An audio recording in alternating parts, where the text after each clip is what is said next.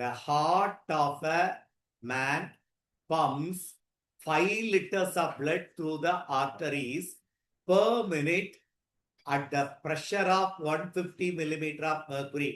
அவன் கொடுத்த first data, volume of the blood flowing by time.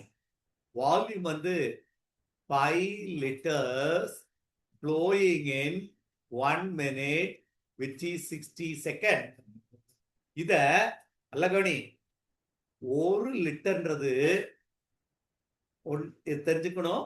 1 liter is nothing but 1000 centimeter cube, which is 1000 into 10 to the power of centimeter meter மாத்திரம் -2 the whole cube meter cube, which is nothing but 5 லிட்டர்ன்றது 5 into 10 to the power of -3 meter cube. இது அதான் அந்த data. இதை calculate பண்ணா 10 to the power of -3 by 60 meter cube by second. Volume by time கண்டுபிடிச்சிட்டோம். அடுத்தது அவன் கொடுத்தது பிரஷர் டென்சிட்டி கொடுத்துருக்கு. அவன் கால்குலேட் பண்ண சொன்னது என்னன்னா find out and the power of the heart. நம்ம ஹார்ட் எவ்வளோ பவர்ல ஒர்க் பண்ணுது. வால்யூம் பை டைம் கொடுத்துருக்காங்க. ப்ரெஷர் கொடுத்தாச்சு 150 millimeter ஆஃப் mercury.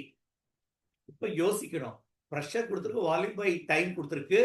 எப்படி சார் பவரை கண்டுபிடிப்போம்? பவருக்கு ஃபார்முலா நமக்கு தெரிஞ்சதான், work done by time F dot V. F is nothing but pressure is force by area. The force is nothing but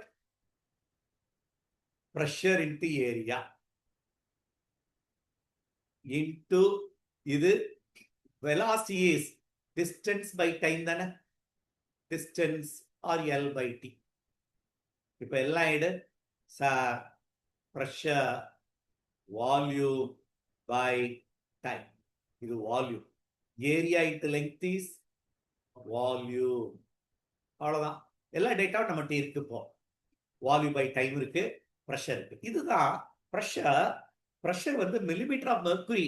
pressure வந்து Newton per metre ஸ்கொயர்ல இருக்கணும். ஆனா இவன் லெங்க்ல கொடுத்துருக்கான. இது மாதிரி கொடுத்தாலே pressure will be calculated by the formula pressure offered by a liquid column of mercury. 150 millimeter of mercury column எவ்வளவு pressure offer பண்ணா H rho G. height தான் 150 millimeter 10 to the power of -3 மீட்டரா மாத்திட்டோம். rho 13,600 into G 10. இதை நீ calculate பண்ணு, pressure offered கிடைச்சிடும். அப்ப pressure offered 1 2 3 cancel ஆயிடுச்சு. அப்ப பேலன்ஸ் 150 into 136. அப்ப pressure நமக்கு தெரிஞ்சிச்சு 150 into 136 into volume of the liquid flowing per second is 5 by 60 into 10 to the power of -3. You will get 1.7 watt. Correct hour. This is the answer.